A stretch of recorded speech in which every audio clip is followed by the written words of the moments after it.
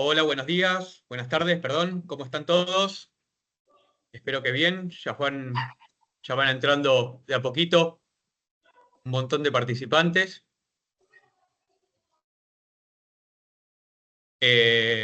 Bueno, me presento, mi nombre es Alejandro Esteves, soy jefe de la unidad de negocio de neonatología para la empresa Propato, junto con el doctor Javier Meritano y el licenciado Gustavo Villalba organizamos este webinar.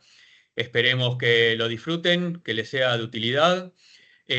Pueden ir en la parte de arriba que dice chat, pueden ir dejando preguntas y a lo último vamos a estar contestando alguna de ellas. Desde ya, muchísimas gracias a ustedes y muchísimas gracias al doctor Meritano y al licenciado Villalba. Bien, licenciado, lo dejo a usted. Bueno, buenas tardes a todos y a todas. La verdad que estamos muy contentos de poder tener a Javier en esta actividad. Bueno, agradecemos a Gustavo, a Alejandro, a todo el equipo de Propato por permitirnos compartir esta charla tan importante para neonatología. Bueno, yo voy a presentar al doctor Javier Meritano. El doctor Javier Meritano se desempeña como jefe de la unidad de cuidados intensivos neonatales de la maternidad Sardá. Además, también hoy desarrolla tareas como jefe de neonatología del Sagrado Corazón y tiene mucha experiencia y trayectoria en todo lo que tiene que ver el cuidado respiratorio de los recién nacidos y sobre todo de los prematuros. Así que bueno, el tema de hoy va a ser ventilación no invasiva en recién prematuros. Así que bueno, te doy el pase, Javier. Así que al final de la presentación de Javier vamos a hacer un panel de reactivo, ¿sí?, de preguntas, así que la van escribiendo por el chat y cuando finaliza Javier la charla vamos a responder esas preguntas. Hola, bueno, buenas tardes a todos. Gracias por estar. Eh, gracias a Gustavo y Alejandro por esta invitación, a los amigos de Propato. La idea es hacer una actualización de ventilación no invasiva en recién nacidos prematuros, porque podríamos hablar también de ventilación no invasiva que cada vez tiene más uso en otras edades gestacionales, pero sería una charla muy extensa. Así que los invito a dejar sus inquietudes en el chat o cuando empezamos a poder compartir experiencias, que es un poco la idea, ¿no? De compartir las experiencias que tiene cada uno en sus servicios y lo que creemos que es mejor para nuestros pacientes. Les voy a compartir la presentación. Un poco la idea de hablar de ventilación invasiva en recién nacidos prematuros surge porque el principal objetivo que nosotros tenemos en el manejo del distrés respiratorio de un recién nacido prematuro es proporcionar intervenciones que maximicen la supervivencia de nuestros recién nacidos y que minimicen los efectos adversos potenciales que sabemos que tienen todos los recién nacidos cuando ingresan a la unidad. No solamente cuando ingresan a la unidad, porque el tratamiento integral de un recién nacido prematuro empieza en los cuidados prenatales, sigue por la sala de partos y después, obviamente, continúa durante mucho tiempo en las unidades de cuidados intensivos. Y ya lo decía hace casi 20 años el doctor Alan Job, que es uno de los padres de la nación moderna, que probablemente el único consenso sobre ventilación en recién nacidos es que a igualdad de condiciones, evitar la ventilación mecánica es la mejor manera de prevenir el daño pulmonar. Muchas de las intervenciones que hacemos nosotros, incluso esto que estamos hablando hoy de la ventilación no invasiva, tiene como objetivo primordial evitar el daño pulmonar en los recién nacidos. ¿Y por qué esto? Porque ya hay varias series y hace mucho tiempo sabemos que de todas las patologías, las morbilidades que generamos en las terapias intensivas debido a nuestras intervenciones en el nacido prematuro y debido a su vulnerabilidad en cuanto a su inmadurez en los distintos órganos, fíjense que la patología que aumenta año a año, y probablemente esto sea cada vez más marcado porque tiene que ver con la mayor sobrevida de los recién nacidos más pequeños, es la displasia broncopulmonar, ¿sí? La mayoría de las otras morbilidades, como la retinopatía, la leucoplasia periventricular, las hemorragias severas, la NEC y la sepsis se han mantenido estables o han bajado, y la displasia auricular está en aumento a medida que pasan los años, que también tiene mucho que ver con esto de que vamos haciendo a medida que sobreviven cada vez edades gestacionales más pequeñas. La displasia bronco-pulmonar no es el tema de hoy, pero digamos, es una patología, una condición multifactorial, donde sabemos que intervienen factores genéticos, factores prenatales de infección e inflamación, y intervienen también muchos factores asociados a las intervenciones que nosotros hacemos en nuestras unidades neonatales, como es el manejo de la ventilación mecánica, el manejo del oxígeno y el cuidado integral con la prevención de las infecciones asociadas al cuidado de salud. Obviamente también importa qué pasa con las deficiencias nutricionales que tienen nuestros recién nacidos, qué pasa, cómo son nuestros protocolos de alimentación, de nutrición enteral y parenteral, para tratar de que el desarrollo pulmonar, ¿sí?, que se produce en estas edades gestacionales, un corte tan temprano, empiezan a ventilarse o a tratarse pulmones de 23, 24 semanas, 25 semanas, que todavía no han llegado a una etapa alveolar, produzcan un pulmón con un fallo en la alveolización, que es la nueva displasia, que lleva a que la displasia bronco-pulmonar sea hoy por hoy una de las morbilidades más frecuentes en las neonatologías que tienen alta sobrevida en los recién nacidos menores de 28 semanas. Sin lugar a dudas, la neonatología ha mejorado la sobrevida y se ha debido a múltiples intervenciones.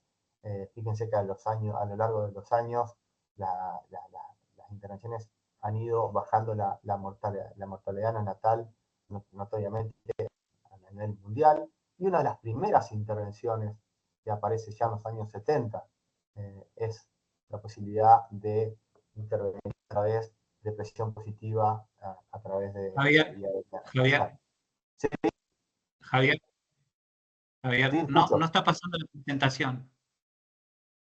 ¿No?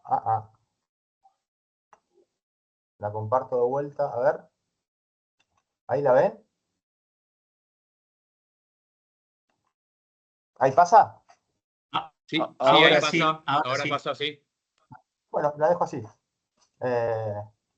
No, lo estaba mostrando esta diapo de cuáles han sido los avances, la mejora en la sobrevida, y que una de las primeras intervenciones, sin lugar a dudas, fue la aparición del CPAP nasal.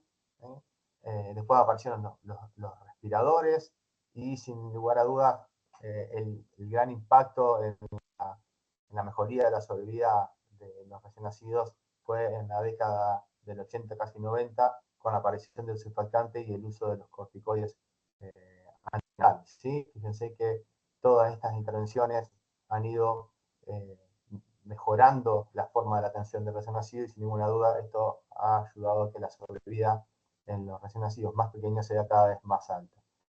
Y en cuanto a específicamente, un poco hablando de la ventilación no invasiva, ya en 1914 se empieza a emplear en adultos los primeros CPAP para tratamiento de distrés respiratorio.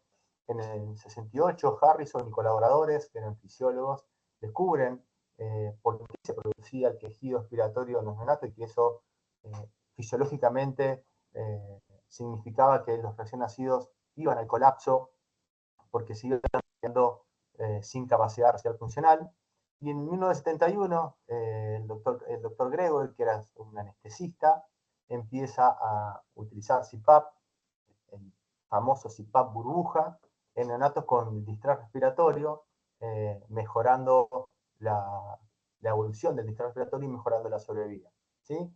En el 75 empiezan a aparecer muchísimos más CPAP nasal, y alrededor de los años 80 el CPAP queda un poco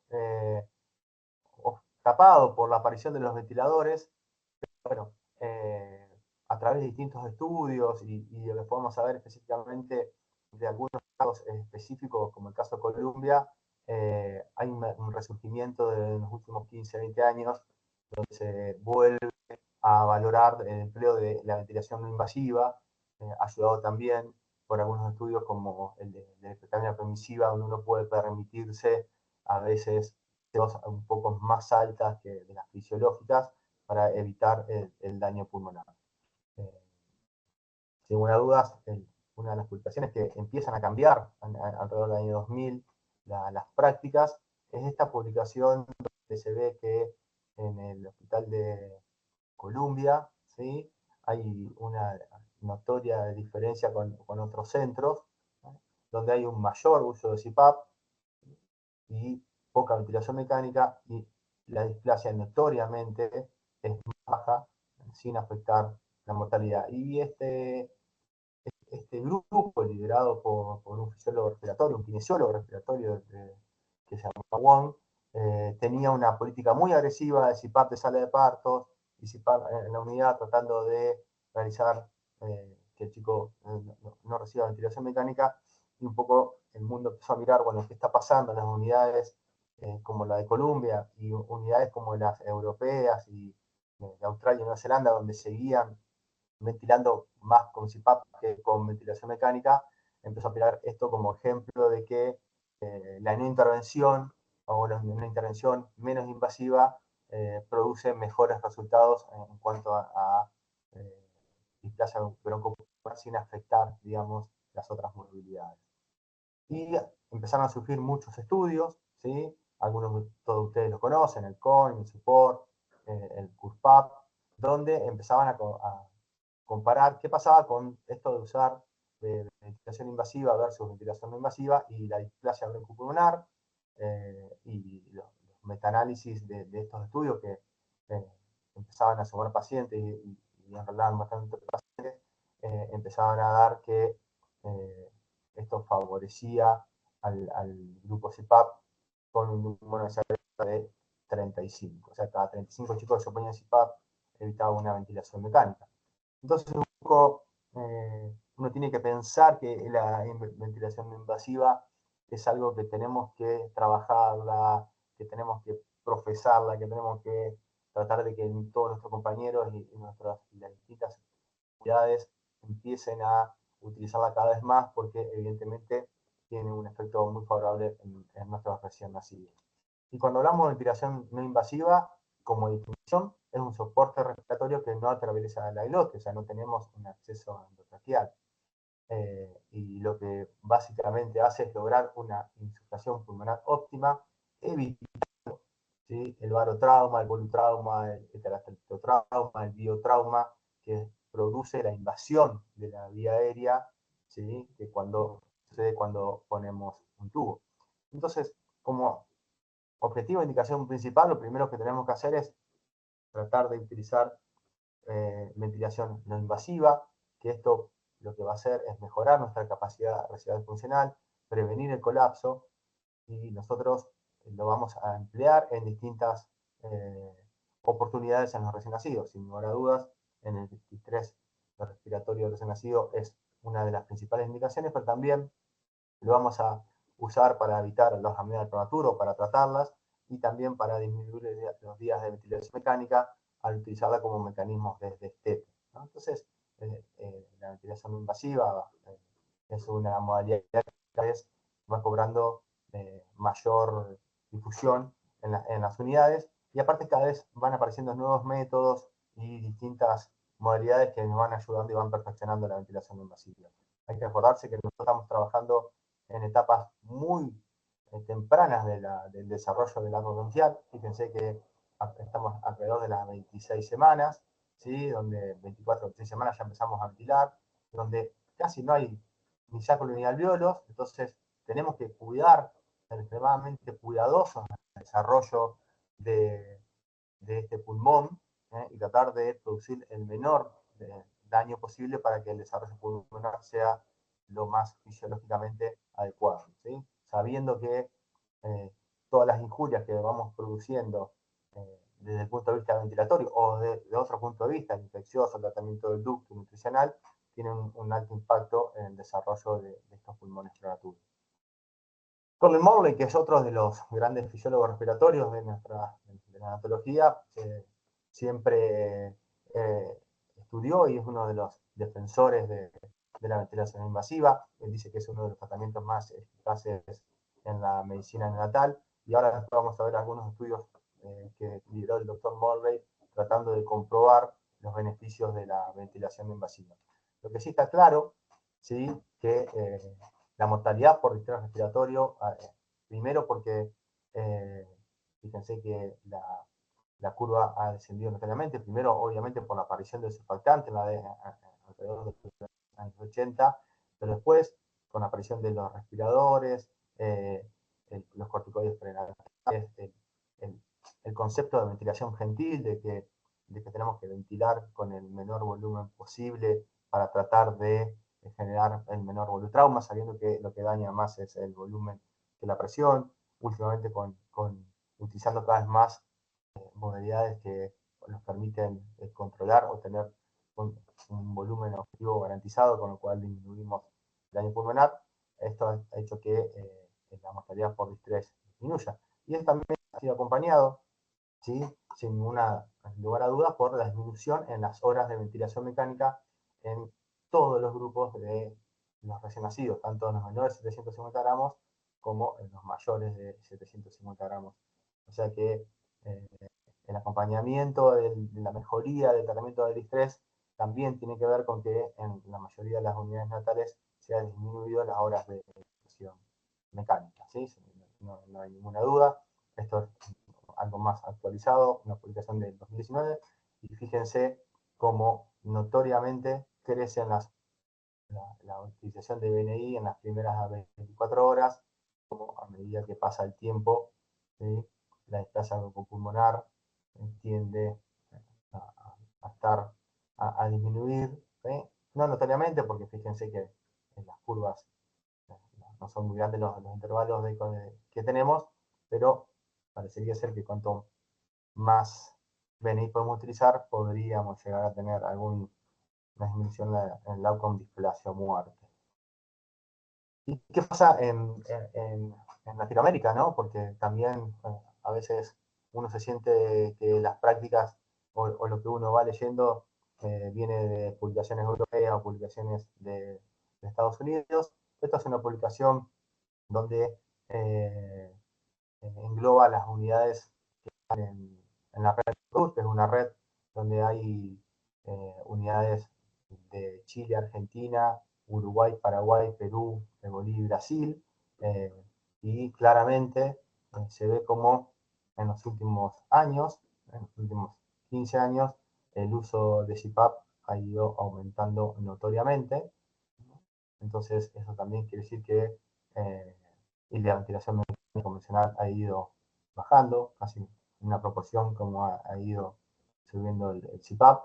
Entonces, claramente, también en nuestras unidades neonatales, la utilización de CPAP es rutinaria y cada vez le estamos dando más importancia, ¿no? Nada más que el desafío de un recién nacido y de empezar a decir, bueno, vamos a intentar la ventilación no invasiva, inclusive en recién nacidos cada vez más pequeños.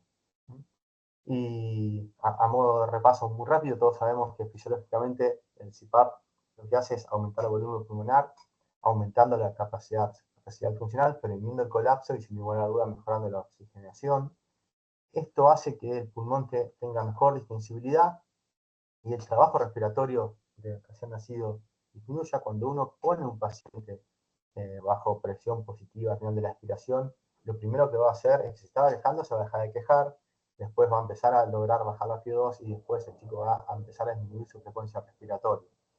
El CPAP estabiliza la pared torácica y el diafragma, lo que disminuye la sincronía, y también tiene un efecto importante en la disminución de la resistencia, sobre todo a vía aérea inferior y faringe, que es donde está la mayor resistencia, y al mejorar la capacidad funcional y permitir que la alveolo no se colapse, esto mejora el crecimiento pulmonar y también mejora la síntesis de surfactante y también mejora la redistribución del poco surfactante que tienen nuestros pacientes cuando nacen.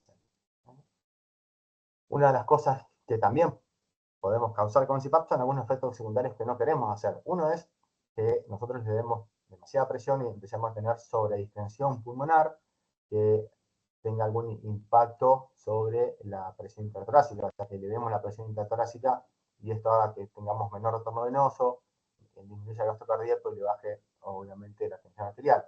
Y lo otro haga que esto produzca una compresión de los capilares interpulmonares y aumente la resistencia vascular pulmonar, dando hipertensión pulmonar. Y lo más frecuente, obviamente, que todos conocemos, es el famoso síndrome de CPAP, que es cuando los chicos se empiezan a distender, con cuidados del equipo es más fácilmente tratable, ¿no? Ahora, todos sabemos que dar PEP es bueno. En lo que siempre estamos en discusiones, sobre todo en neonatología, es cuántas PEP dar. Dar 0 PEP es muy malo porque esto hace colapso y aumentan las proteínas totales y los neutrófilos y el contenido de agua, y hace que se forman las famosas enfermedades de hialina. Entonces, dar PEP lo que hace es airear y permitir que se produzca una distensión y una psicología en los alvéolos, pero pareciera ser que dar mucha PEP también podría ser malo, ya que también volveríamos a una situación de aumento del contenido de agua pulmonar y aumento de las proteínas totales, por ruptura, obviamente, de los tabiques. Obviamente esto está hecho en modelo animal. Ahora vamos a ver más adelante que se está viendo o reviendo de cuál es la PEP que uno podría manejar con mayor seguridad, ¿no? Lo que sí, obviamente, ha cambiado a través de los años es si bien en 1970 la forma original que describió el Dr. es a través de las piezas de Hudson o las binasales cortas, hay distintas formas de dar, la binasal corta de otra forma, en la CANFO, en la RAM, y sin lugar a duda, creo que hoy es para quedarse por mucho tiempo, la máscara nasal, ya que esta aparentemente, según dicen los estudios, tiene algunas ventajas con respecto a la forma más tradicional, ¿sí? Lo que sí siempre es bueno elegir la pieza adecuada, tenemos que tener las piezas acorde a nuestro peso, ¿sí? Todos las conocemos y todos trabajamos con ella y la experiencia del equipo de enfermería es fundamental para esto, al igual que la fijación. Fíjense que ya han empezado a salir algunos estudios de qué pasa con las diferentes interfaces nasales. Y las que menor resistencia tienen, ¿sí? Son o las máscaras, ¿sí? Las máscaras nasales o las binasales cortas, y que las cánulas RAM y las Hudson muy chiquitas pueden tener resistencia más alta. Y cuando se compara qué interfaz entrega mejor presión, fíjense que la máscara nasal tiene menos variabilidad en la entrega de presión que las piezas de Hudson y mucho más variable y mucho menos confiables que las cánulas RAM, que también han tenido alguna que otra llegada a distintas unidades. O sea que hoy por hoy ya varios estudios hablan de qué pasa entre la máscara versus el binasal corto en cuanto al fallo de CPAP. Este es un estudio del 2021 y hay menos fallo de CPAP utilizando máscara nasal, y obviamente uno de los beneficios de utilizar la máscara nasal es que todos los estudios dicen que hay menos trauma nasal, o sea, menos lastimaduras del tabique en cuanto a la utilización comparado con el binasal corto. Con respecto al fallo de actuación también, este es un estudio de 2019 a favor de la máscara, y obviamente este mismo estudio, en realidad es un metaanálisis que abarca varios estudios, habla que tiene menos fallo de lesión nasal a favor de la máscara. Y este es uno de los últimos estudios, un metaanálisis que habla de ventilación invasiva, pero que empieza a ver qué pasa con las máscaras nasales, ¿sí? Donde ya empiezan a aparecer estudios con muchos pacientes, 1600, 1600, 500, y bueno, obviamente que otra diferencia en cuanto a displasia broncopulmonar, sí, todos tienen menos injuria nasal, y aparentemente también todos encuentran beneficios en cuanto a menor fallo del tratamiento, o sea, el fallo del tratamiento en general cuando uno usa CPAP es cuál paciente se intuba, cuál paciente no se intuba, aparece mejor adherencia al CPAP cuando utilizamos máscaras nasales en comparación con las piezas Hudson o las nasales cortas, ¿no? Otra cosa que uno tiene que tener en cuenta siempre que utiliza un CPAP es, sin lugar a dudas, tener un mezclador de gases. El tema no es hablar hoy de oxígeno, pero si hay algo que tenemos que tener en cuenta es la toxicidad del oxígeno en recién nacido prematuro y cumplir con las normas del Ministerio y las recomendaciones de la Sociedad Argentina de Pediatría de cuánto es la saturación de nuestros recién nacidos prematuros, con lo cual tenemos que tener blender, tenemos que utilizar distintos tipos de CPAP tipo burbuja, y si no vamos a utilizar el respirador, y todos estos gases tienen que estar calentados, unificados, y necesitamos nuestro tipo de enfermería, que es fundamental para que el éxito del CPAP sea cada vez mayor, teniendo en cuenta que la fijación de CPAP es lo que va a otorgar una presión continua en la vida diaria de nuestros pacientes. Ahora, cuando nosotros hablamos de CPAP, también hablamos de BNI. Cuando hablamos de BNI, que ventilación invasiva, incluimos el CPAP. Sabemos que todos los modos disminuyen el daño pulmonar, evitan la ventilación mecánica. Al evitar la ventilación mecánica, estamos reduciendo la neumonía asociada al respirador, minimizando la inflamación. Ahora, ¿todos los modos son iguales? Bueno, ahora sabemos cada vez más. Hay varias formas de otorgar CPAP nasal. Lo podemos hacer a través de flujo continuo con CPAP por ventilador o a través de un CPAP. Ahora surgieron cada vez con más tendencia a utilización las cánulas de alto flujo, como vamos a ver, y también algunos elementos que entregan flujo variable, como pueden ser el Infant Flow, el CyPAP o el Viste, que se utilizan para otorgar ventilación no invasiva, y CPAP a flujo variable. Entonces, de estos métodos, ¿cuál es el mejor? CPAP, BiPAP, utilizar ventilación invasiva no sincronizada, utilizar ventilación invasiva sincronizada, utilizar tratamiento de flujo. Nosotros tenemos mucho cuidado cuando utilizamos este distinto tipo de ventilación, porque tenemos que tratar de utilizar lo que más nos convenga para cada momento de nuestros pacientes. Probablemente no es lo mismo utilizar ventilación no invasiva para el distrés respiratorio en sala de partos, utilizar ventilación no invasiva para la salida del respirador o inclusive para la salida de un CPAP. Entonces, vamos a ver qué dice la evidencia. Hay bastante controversia, pero sin lugar a dudas hay muchos que prefieren la utilización del CPAP burbuja, que no deja de ser el CPAP original, ¿sí? Y fíjense que ya en estudios, lo que tiene más de 10 años, hay estudios más antiguos inclusive, donde el CPAP de utilización de CPAP burbuja tiene menos tasa de fracaso que utilizar CPAP con respirador. Entonces, claramente... Javi, discúlpame, ¿Sí? me están pidiendo si se puede levantar un poco la voz porque se escucha bajo. Sí, no hay problema. Ahí levanta el Gracias. volumen del micrófono. Bueno, claramente hay muchas unidades en el mundo, sobre todo los australianos, Nueva Zelanda, hay muchas unidades de Europa, inclusive Argentina, que han utilizado y utilizan el CPAP burbuja como método de elección para ventilación no invasiva, porque hay bastante evidencia que lo demuestra. Tanto es así que, fíjense, este es un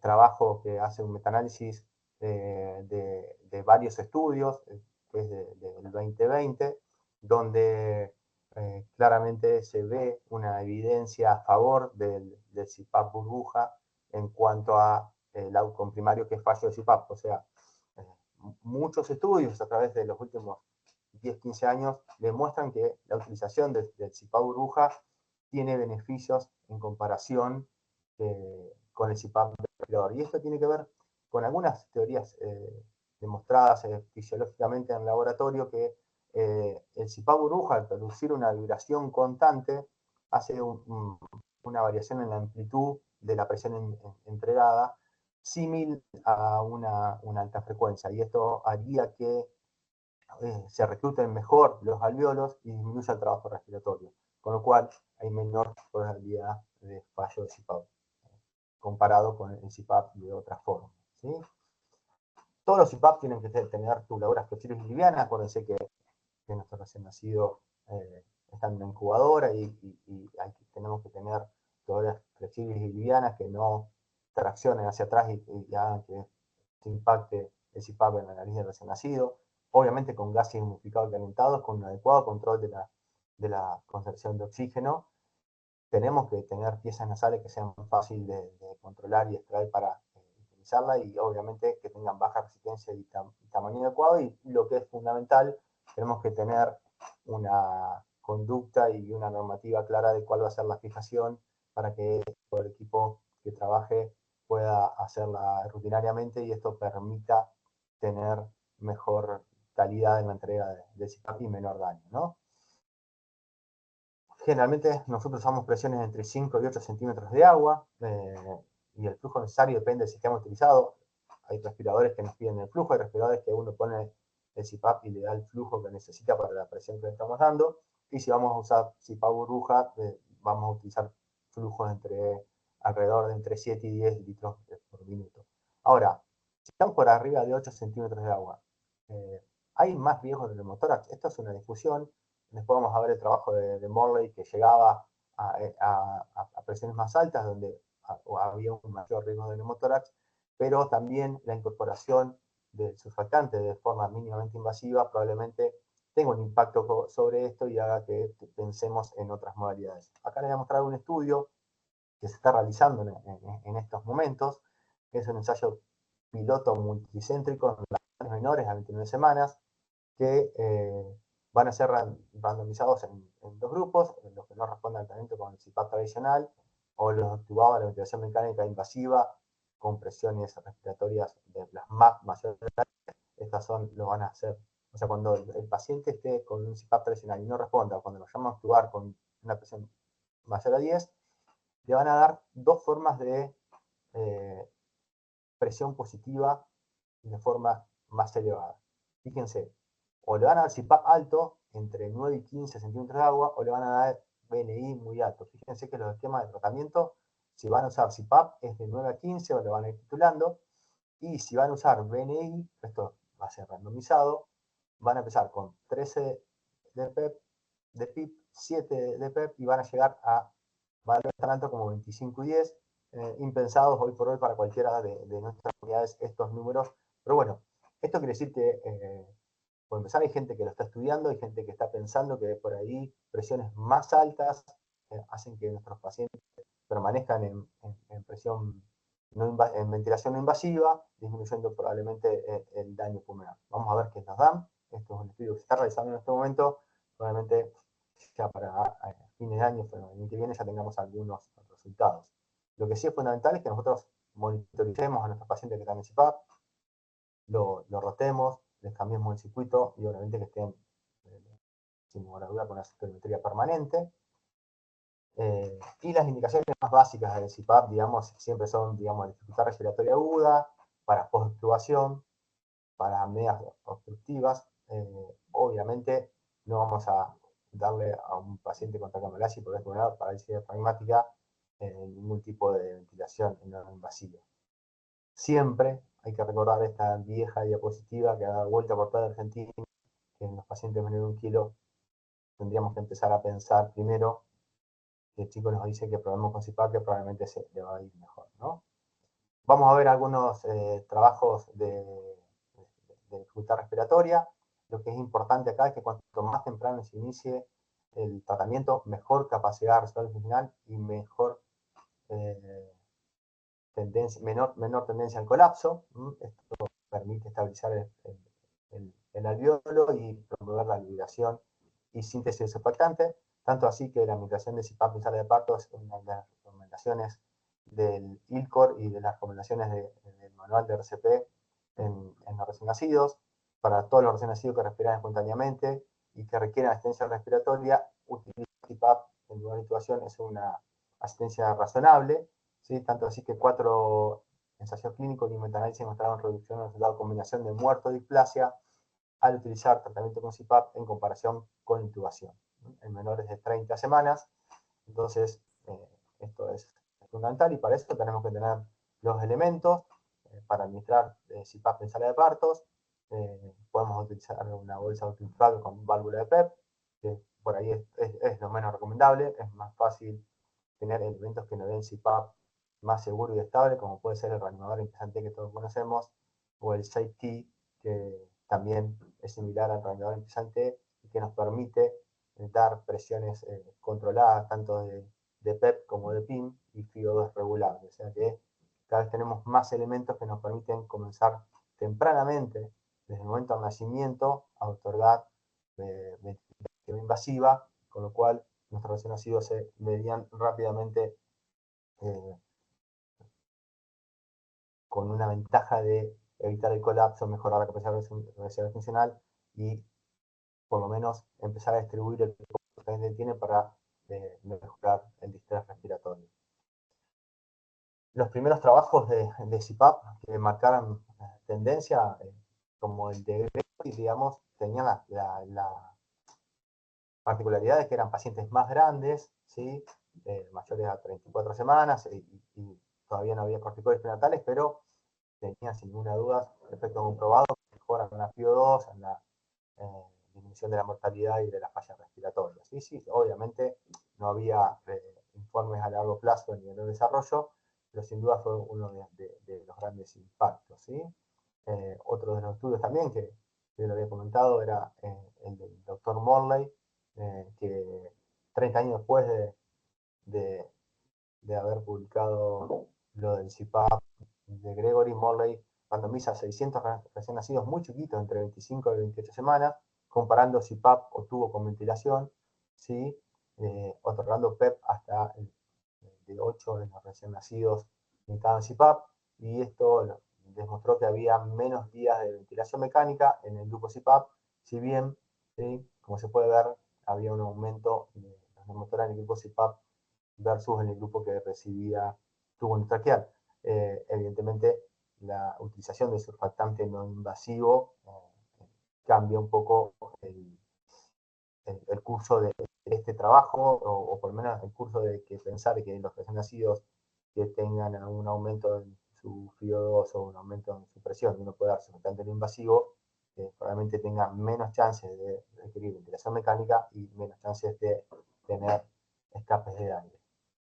Este es un metaanálisis del 2013 de Smolder, un estudio alemán, donde compara qué pasa cuando hacemos CPAP versus intubación, tanto en displasia o muerte y como outcome combinado, o de displasia solo o muerte solo, y claramente en el outcome combinado hay una mejoría, y en displasia también, no así en muerte, y lo que analiza este metaanálisis es que el número necesario a tratar es de 25 recién nacidos. O sea, por cada 25 recién nacidos que damos CPAP nasal, prevenimos el desarrollo de muerte de displasia de un recién nacido. O sea que es un número bastante interesante para empezar a tener en cuenta en nuestras unidades. ¿Sí? Y lo que sí, creo que esto es una revisión Cochrane importante que compara qué pasa con el CPAP, y ya sea de distintas formas de dar CPAP versus otras formas de dar oxígeno, como la escáner por flujo, la máscara con reservorio. Y acá, en cuanto al fallo del tratamiento, tanto para muerte o el uso de ventilación mecánica, o el uso de fallo respiratorio por criterios de gases, o el uso de transferencia a las unidades de cuidado intensivo neonatales, todas van a favor de el CPAP en comparación con cualquier otra forma de dar oxígeno en los recién nacidos prematuros. Por lo cual, me tomo el atrevimiento de robarle esta diapositiva siempre a la doctora Diana Fariña, que la mostró hace más de 2 años en una presentación. Hay que estar está más que claro que no hay que hacer, no hay que utilizar encefálico ni utilizar adiocefálico en los recién nacidos prematuros con dificultad respiratoria de nacimiento. Esto es la crónica de una muerte anunciada, porque la fisiopatología es que los recién nacidos tienen de la capacidad respiratoria funcional y van al colapso, y el aro lo único que hace es suplementar un poco de oxígeno, pero no trata la causa, que es la inestabilidad alveolar. O sea que yo puedo, digamos, decir que hace muchos años que en nuestra unidad, no tenemos un halo para tratar un distrés respiratorio y un recién nacido prematuro. Y probablemente, y no es el tema de discusión de esta clase, pero también les podría decir que hace muchos años en nuestra unidad no usamos halos para los prematuros tardíos y para los términos que se quejan. O sea que el halo tiene una cabida cada vez más pequeña y discutida en el tratamiento del distrés respiratorio de los recién nacidos. Y fíjense que este es un estudio también del 2020, donde compara la utilización de CPAP. Hay distintos estudios, inclusive está el estudio que hicimos en Neocosur con el doctor Tapia y participaron en unidades de la Argentina, donde compara el uso de CPAP versus distintas formas de ventilación tradicional, ya sea con surfactante o sin surfactante, y la mayoría tiene una tendencia a la disminución de la displasia en distintas edades gestacionales, sin tener mucha afectación en otros outcomes como muerte, ¿no? Pero el CPAP también puede fallar. Hace muchos años sabemos que el CPAP también puede fallar. Fíjense que estos son estudios también más grandes que empezaron a salir del CPAP, y vemos como en los distintos estudios hay una variabilidad bastante alta de cuántos fallos CPAP. Depende mucho de la edad gestacional. Dice la edad gestacional promedio de algunos estudios muy bajita y el fallo mayor, ¿no? Entonces, nosotros sabemos que el fallo de CPAP también predice un aumento de la mortalidad. El fallo de CPAP, este es de la red australiana, entre 25 y 30 semanas está casi en el 43% y en chicos más grandes un 21%. ¿Con qué se asocia el fallo de CPAP? Se asocia con mayor daño motora, displasia y muerte. Obviamente, a medida que aumenta la gestacional, disminuye el fallo de CPAP y disminuyen los pacientes que requieren ventilación mecánica. Hay muchos estudios que intentan predecir cuál es el fallo de CPAP, y la edad gestacional, el peso del recién nacido, la cesárea, el requerimiento de oxígeno en las primeras horas, la ventilación positiva en sala de partos, ¿sí? Son predictores, sin ninguna duda, de que hay recién nacidos que van a tener mayor posibilidades de tener fallo en el CPAP o de requerir ventilación mecánica. Este es un estudio de 2019 donde se intenta ver qué predice el fallo del CPAP, y fíjense a lo que veníamos diciendo de estos son los pacientes que fallaron, los pacientes que no fallaron, y fíjense que los más pequeños, ¿sí? Los de menor peso, pero fíjense algunas cosas interesantes, como la necesidad de mayor cantidad de FiO2, ¿sí? Los que requieren más FiO2 en las primeras horas de vida tienen más posibilidades de fallar de CPAP, y los que tienen obviamente menor ARGA también pueden tener más fallo de CPAP. Pero fíjense que ya en el 2019, ¿sí? En menores de 30 semanas hubo un 30%, un 28% de fallo de CPAP, o sea que hemos mejorado la calidad, hemos mejorado la posibilidad de darlo más precozmente, con lo cual probablemente tengamos la posibilidad de disminuir los pacientes que fallan, ¿no? Y este es un estudio que salió este año, donde también se estudió el fallo de CPAP en pacientes que ingresaban en ventilación mecánica, ¿sí? Y tuvieron un 40% de chicos chiquitos, y lo que también encontraron, como la mayoría de los estudios, que eran más pequeños de edad gestacional, pesaban menos, ¿sí? Que nacían por parto vaginal, los que fallaban, y también algo bastante predecible, que el sexo masculino también podía dar diferencia en el fallo del CPAP. O sea que uno podría decir que los chicos más chiquitos, los más pequeños de edad gestacional y peso, los que tengan toxicoides, dicen algunos estudios, y los varones tienen más probabilidades de tener fallo de CPAP que otros recién nacidos. Ahora la pregunta es cómo nos destetamos del CPAP. Una forma, digamos, hay varios estudios y en realidad lo que se proponían son 3 métodos: o respirarlo de golpe al CPAP, o ir bajar gradualmente la presión, o sacarlo y volver a ponerlo, retirarlo por periodo de tiempo. Y un último estudio, un metaanálisis que se hizo ahora hace muy poco, en el año 2020, ¿sí? Encaró estas tres posibilidades y lo que se determinó que una estrategia de destete de reducción progresiva de la presión del CPAP aumenta las posibilidades de éxito en el destete, pero un proceso lleva más tiempo. O sea, vamos a la PEP a 6, 5, 4, 3, hasta que lo retiramos, ¿sí? Pero esto lleva más tiempo. Ahora la otra forma también de pasarlo era a través de la aparición del escáner de alto flujo, era pasar la reducción de un CPAP a una escáner de alto flujo. Esto hace que tengamos menor tiempo de CPAP, pero ¿sí? Se asocia con mayor duración la administración de oxígeno, o sea que los chicos están más tiempo recibiendo presión en la vía aérea. Entonces se debe investigar cuál estrategia es superior a la otra. Y no encontró ningún beneficio importante para la estrategia de destete basada en entrenamiento por intervalos, o sea, dejarlo con CPAP un tiempo y sin CPAP otro tiempo. Ninguna de estas estrategias de destete tiene efectos sobre el desarrollo de displasia pulmonar. Lo que sí recomienda este metaanálisis que las unidades neonatales deben tener un protocolo específico de destetes para tener, digamos, criterios establecidos y que el destete CPAP sea uniforme dentro de cada unidad y que podamos seguir todos un tratamiento homogéneo, ¿no? Entonces, es interesante saber que hoy por hoy las estrategias recomendadas son o la reacción progresiva o pensar en el canal de alto flujo, que tiene algunas ventajas con respecto a la comodidad del paciente y la posibilidad de empezar a hacer función nutritiva y ver cuál es de estas estrategias mejor para nuestra unidad, ¿no? Y lo otro, que cada vez sabemos más, es que podemos optimizar el CPAP a través de la ventilación no invasiva, digamos, la ventilación no invasiva, que es esto de proveer respiraciones intermitentes que hacen que la MAP aumente y mejore la oxigenación.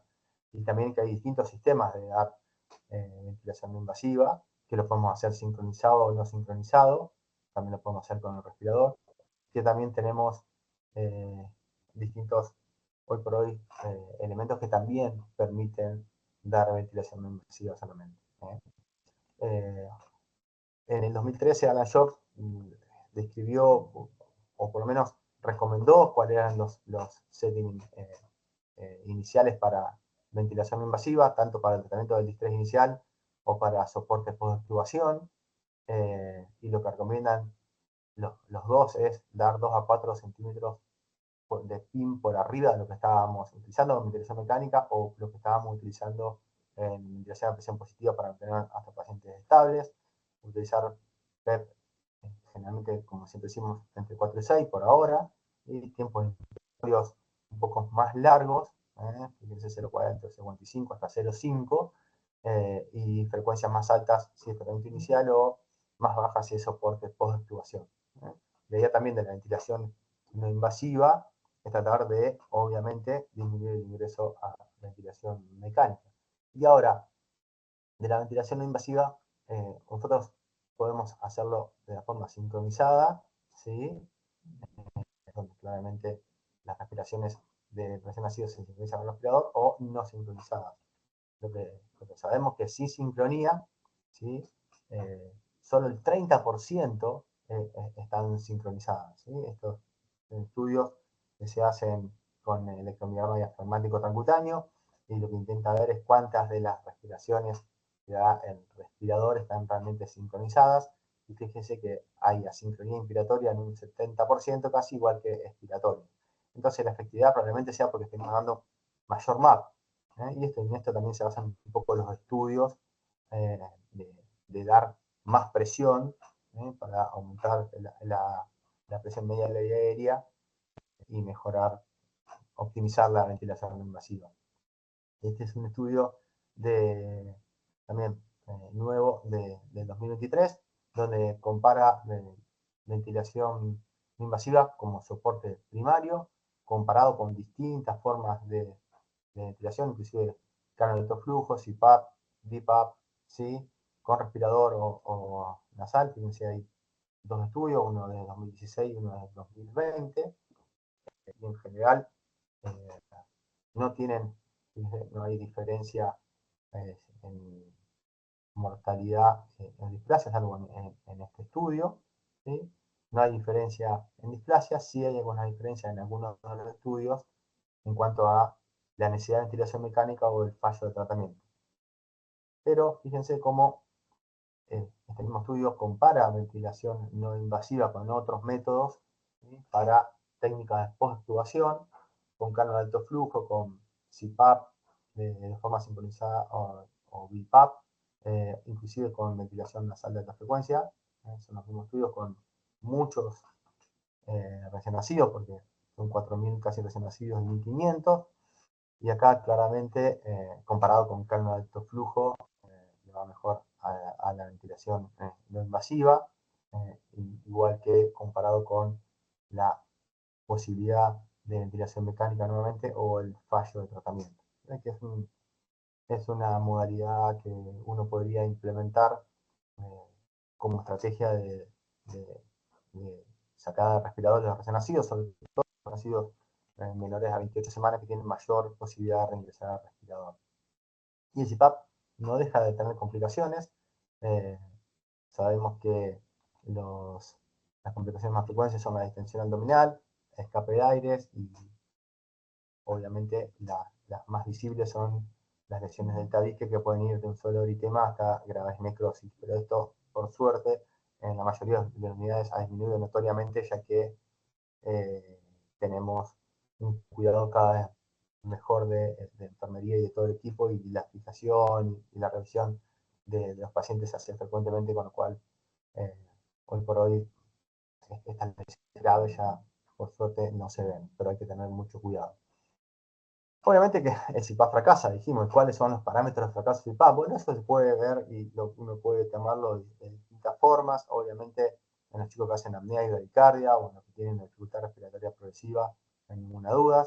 Lo que sí, cuando tenemos acidosis respiratoria por encima de los niveles recomendados o niveles de hipoxemia con FIO2 elevada, tenemos que considerar otra estrategia que puede ser el surfactante no invasivo, que puede ser surfactante y ventilación mecánica, o que puede ser la ventilación mecánica, depende del momento y la evolución de nuestro paciente. Lo que yo recomiendo es que tengamos guías para esto, y no hay mucho que ir a hacerlas, sino hay que ir a buscarlas, porque ahí están las guías de cuidados respiratorios y atención del recién nacido prematuro del Ministerio, donde habla de las indicaciones del CPAP, donde habla del fracaso del CPAP, inclusive habla de cuáles son los criterios que tenemos que tener nosotros para pensar que el CPAP no está funcionando, ¿sí? Y habla también de cómo se puede retirar el CPAP, inclusive con sus efectos secundarios y sus complicaciones. O sea que si uno quisiera implementarla en un servicio, está más que autorizado a hacerla, porque esta guía está hecha por varios expertos de nuestro país en lo respiratorio, y están disponibles en la página del Ministerio de Salud de la Nación. O sea que las recomiendo, y las recomiendo que las lean. Habla de cuáles son los criterios para lograr una mejor ventilación mecánica. Y por último, para ir terminando y no aburrirlos tantos, hablar un poco de cánulas de alto flujo, porque cada vez, hay más y cada vez se utilizan más. ¿Y por qué se utilizan más? Porque son fáciles de utilizar, porque son seguras, porque nuestros pacientes están más estables, porque mucho de esta experiencia viene de la pediatría. Entonces, hay en muchos lugares ya se vienen utilizando hace mucho tiempo en pediatría. Obviamente tienen menor trauma nasal y producen menor neumotoras, tienen mejor manejo de los cuidados, y sobre todo para los padres, y menor interferencia con la lactancia, ¿sí? La terapia de alto flujo, sin lugar a dudas, hablamos cuando tenemos más de flujos mayores a 2 litros, hasta 8 litros en neonatos, lo que hace es otorgar un sistema abierto de aire y oxígeno calentado y humidificado a través de una cámara nasal que cumple una demanda de flujo inspiratorio, ¿no? Lo que acá es importante en la terapia de alto flujo es que necesitamos que la cánula del paciente, la presión canular, sea del 50%, porque el alto flujo produce un choque de flujo entre el alto flujo que entrega el sistema y el flujo exhalado, que hace que nuestro paciente produzca mayor lavado de dióxido de carbono y mejora de entrega de la oxigenación. Necesitamos sí o sí que esta relación del 50% se produzca. Una de las cosas más importantes de alto flujo es la elección de la carne de nuestro paciente. Entonces lo que hacen es reducir la relación de CO2 aumentando el volumen de CO2, generan presión, o sea, generan PEP, lo que tenemos con las carnes de alto flujo, que sabemos que generan PEP, pero sabemos que la PEP es variable, pero reducen el gasto metabólico, ¿sí? Y también tiene un efecto de sostén de la vía aérea, con lo cual mejoran la resistencia y disminuyen las apneas en nuestros recién nacidos. Entonces, uno sabe, hay estudios que dicen que distintos flujos producen aumento de la PEP, sabemos que es bastante variable, pero también hoy por hoy hay algunos elementos que nos permiten medir qué PEP tienen en nuestros pacientes cuando están en alto flujo a través de una sonda nasoesofágica o oroesofágica para saber qué presión estamos dando a través del alto flujo. O sea que uno, si quisiera, podría saber aproximadamente cuántas PEP está entregando. Y también saber que hay distintas formas de entregar alto flujo casero utilizando mezcla, o distintos equipos que entregan alto flujo, incluso varios respiradores hoy por hoy también ya tienen la opción de entregar alto flujo a través directamente del respirador. O sea que es una terapia cada vez más difundida y cada vez más equipos lo traen. Ahora, ¿qué hacemos, no? ¿Qué dice la evidencia? ¿Qué dice la experiencia? Los primeros estudios que hablaban de alto flujo comparado con CPAP, lo que decían era que le iba mejor al CPAP comparado con el alto flujo.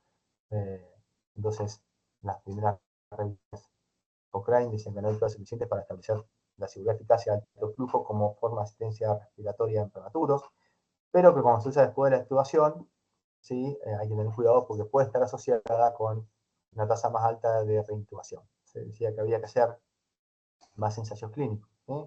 Entonces, este es un metaanálisis que se hizo hace poquito, del 2023, que comparaba el alto flujo con CPAP o con BNI. Van a ver distintos estudios, y esto es comparado en cuanto a la utilización de alto flujo como soporte respiratorio primario. ¿Sí? Y acá, digamos, como fallo de tratamiento, necesidad de ventilación mecánica, había algunas tendencias, pero ninguna fue significativa. No había diferencia en el motórax y había menor daño nasal. No hay diferencia en displasia, tampoco en mortalidad o displasia. Esto lo marcaban algunos estudios. Entonces, lo que sí es que cuando se comparó alto flujo con CPAP en la modalidad post-extubación, ¿sí? En cuanto sobre todo, no en displasia ni en mortalidad, porque acá no hay ninguna diferencia, algunos estudios empezaron a encontrar, algunos mostraron que no había diferencia, con lo cual eran estudios de no inferioridad, con lo cual buscaban decir que el alto flujo es similar al CPAP, y otros empezaron a encontrar algunas tendencias favorables al alto flujo. Pero se reunieron varios expertos para ver y analizar la evidencia, para ver qué pasaba con la necesidad de reintubación, tanto para soporte post-actuación como para el análisis de soporte primario, fíjense que son 10 ensayos y no hubo diferencia significativa para resultados que miden eficacia, pero fíjense que hubo diferencia significativa a favor de alto flujo versus CPAP para fuga de aire, o sea que podrían tener menos trauma de escape de aire, menos trauma nasal, ¿sí? Pero muy pocos de estos estudios incluían menores de 28 semanas, con lo cual esto es importante porque a medida que empezamos a hacer estudios con chicos más chiquitos, seguramente el CPAP tenga mejor soporte. Entonces, el consenso de expertos del 2017 decía, bueno, podemos utilizarlo sí, pero como post-actuación para los mayores de 28 semanas, con mezcla humidificada y calentada, que no despide las narinas, con flujo máximo de 8 litros, valorar FIO2 y esfuerzo respiratorio para ver necesidad de cambiar de flujo, o sea, para aumentar el flujo, y primero siempre bajar FIO2 antes de empezar a bajar flujo. Digamos. Eso. Todavía quedan varias preguntas con respecto a cuál es el mejor funcionamiento de la escala de alto flujo, cómo utilizarlo, cuál es el flujo máximo, qué diferencia hay entre los distintos dispositivos, si en realidad aumenta la posibilidad de más días de oxigenoterapia, esto tiene algún impacto en el desarrollo de displasia pulmonar, y obviamente cuáles son las implicancias económicas del aumento del uso de alto flujo, ¿no? Y lo que sí, para terminar, obviamente, no en la clase, pero al CPAP se le han sumado los beneficios de la administración de surfactante no invasivo. Darby y compañía hace bastante tiempo vienen demostrando que utilizar CPAP más surfactante no invasivo previene o mejora los resultados en cuanto a ventilación mecánica, menos ventilación mecánica, y probablemente los estudios ya están demostrando, los meta-análisis están demostrando que probablemente tenga menos displasia pulmonar. Entonces, las guías europeas, distintas guías a nivel internacional, inclusive algunas guías locales de la Argentina, recomiendan CPAP y con FIO2 muy baja de 30%, utilizar surfactante invasivo para evitar la intubación y la ventilación mecánica.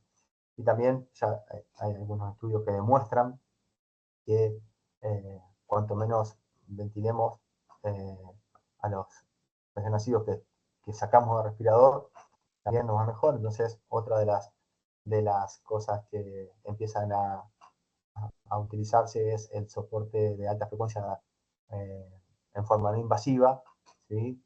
Sobre todo para post-intubación, para prevenir la reintubación, sobre todo en pacientes que tienen altas chances de desarrollar displasia pulmonar, o sea que ya hay varios ensayos clínicos que marcan una tendencia de que podría ser útil utilizar la ventilación de alta frecuencia nasal como soporte no invasivo en pacientes de riesgo. Y a modo de resumen, la presión positiva sin lugar a duda mejora la función pulmonar y previene el daño de la experiencia respiratoria. La ventilación invasiva debe ser ofrecida al nacimiento, cuanto más precoz lo hagamos, probablemente mejor nos vaya. El CPAP bruja tiene evidencia que parecería ser que tiene menos fracaso, y la máscara como interfase daña menos y ofrece mejor entrega de presión. Sin lugar a dudas, más allá de estas dos últimas recomendaciones o de lo que estuvimos viendo, creo que también cada unidad debe utilizar lo que mejor sepa utilizar y lo que mejor consensúe con el equipo de enfermería para que nuestros pacientes reciban ventilación invasiva. Y sin pensarlo mucho, diría que la estrategia de ventilación de todas las unidades debe ser disminuir las horas de ventilación mecánica. Y no digo los días, digo las horas, porque probablemente si tengo un paciente para extubar a las 6 de la tarde, hay que extubarlo y no esperar al otro día, porque si uno se fija en los trabajos, la mayoría habla de que el CPAP disminuye las horas de ventilación mecánica, porque en general ya nadie tiene altas tasas en cuanto a días de ventilación mecánica, sino nuestras fracturas cada vez están menos horas en ventilación mecánica. Entonces, cuando pongo un paciente en ventilación mecánica, lo que tengo que pensar enseguida es cuándo lo voy a sacar. ¿Sí?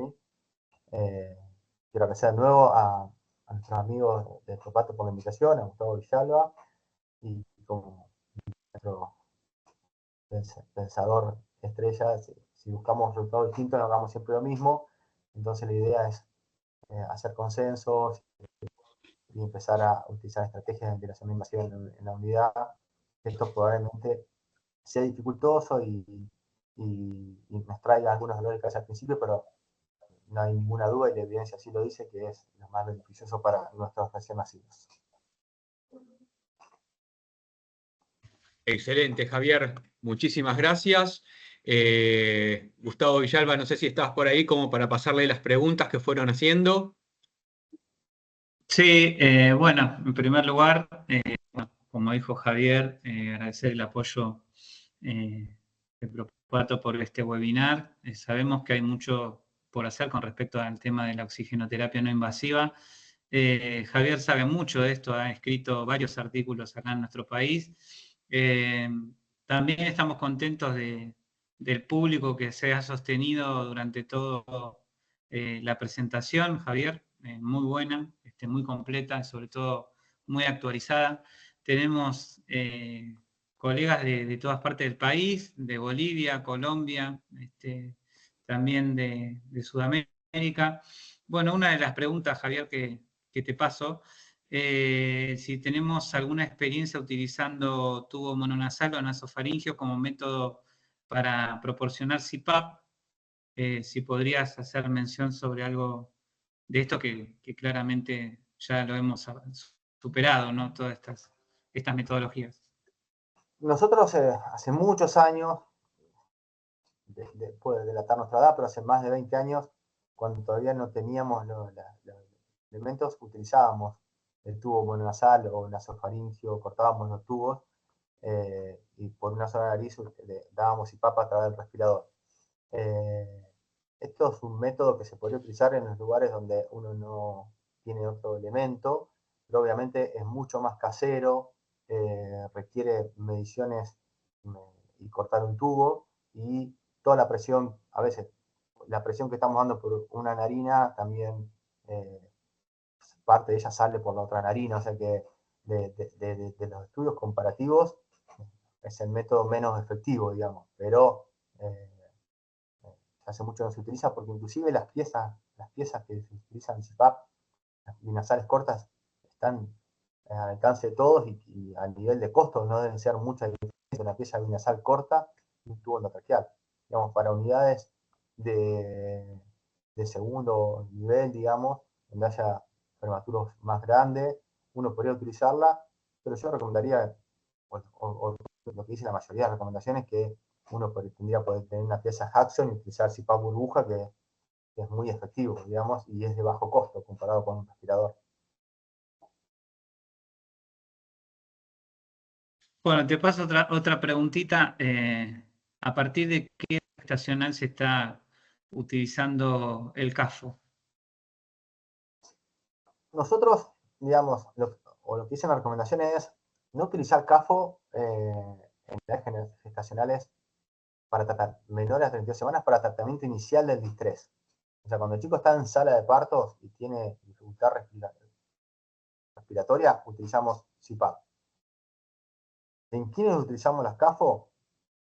La evidencia dice dos cosas. Una es, para salida de respirador, en los mayores de 28 semanas uno podría utilizarlo. Y sí se utiliza cada vez más CAFO, sin ninguna duda, como destete del CPAP. O sea, los chicos que están con CPAP en disminución, con 4 o 3 de PEP, uno podría pasarlos a CAFO, ¿sí? Siempre teniendo en cuenta que pueden volver a ventilación no invasiva, independientemente de la edad gestacional. Pero en menores de 28 semanas, nosotros no hacemos ningún esfuerzo para sacarlos del CPAP y pasarlo a CAFO, independientemente de la PEP que tenga. O sea, tratamos de que, bueno, Wong decía, el de la Universidad de Columbia decía, con cierta evidencia fisiológica, que la PEP hace crecer el pulmón, digamos. Entonces, muchas veces uno ve pacientes que están cómodos en CPAP y dice, yo lo podría probar, pero son chiquitos, son 27, 28 semanas. A eso hay que dejarlo porque la PEP, sin ninguna duda, hace que el pulmón crezca mejor. Entonces, no hacemos ningún esfuerzo en sacarlos en menores de 28 semanas. En mayores de 28 semanas, sí, somos un poco más liberales. Después del CPAP utilizamos, como destete del CPAP, utilizamos la CAFO.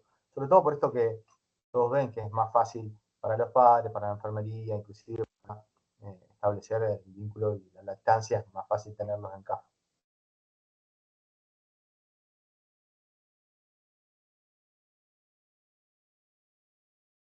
Bien, Javier. Bueno, no sé si Gustavo quiere mencionar algo, o Alejandro, para ir cerrando. Las cosas que nos quedan claras hoy, Javier, creo que es poder pensar y poder utilizar estos métodos no invasivos, ¿no? Que favorecen no solamente al recién nacido, sino también a sus familias. Hay suficiente evidencia disponible. Hoy tenemos guías nacionales e internacionales que pueden sostener lo que dijiste hoy en toda tu charla, y eso está bueno poder compartir. Muchas de las recomendaciones que están a nivel nacional has participado activamente, y sobre todo con indicadores que tiene la neonatología donde trabajas. Así que bueno, no sé si quiere decir algo Alejandro, Gustavo, para ir finalizando. Bueno, particularmente es agradecer nuevamente al doctor Meritano, a vos, Gus, el licenciado Villalba, y a todos los presentes que estuvieron durante toda la charla. Algunos fueron ingresando un poquito más tarde, pero la verdad que nos dediquen un rato de tiempo siempre, siempre está bueno. Dejo mi contacto por cualquier duda o información que necesiten. Es a Esteves, con B corta y Z, a Esteves, @propato.com.ar. A Esteves, con B corta y Z, @propato.com.ar. Yo quedo a disposición para cualquier cosa que necesiten o para algún equipo que quieran ver. Estamos siempre atentos a sus mails o sus contactos. Doctor Meritano, si usted ya da por finalizado, terminamos entonces el webinar. Perfecto, muchas gracias. Inclusive, Alejandro, si alguien quiere pedirte biografía a través de tu mail o alguna evidencia, se la Perfecto. hacemos llegar, sin ningún problema. Así que los saludo a todos y muchas gracias por la atención en este tiempo. Muchísimas gracias.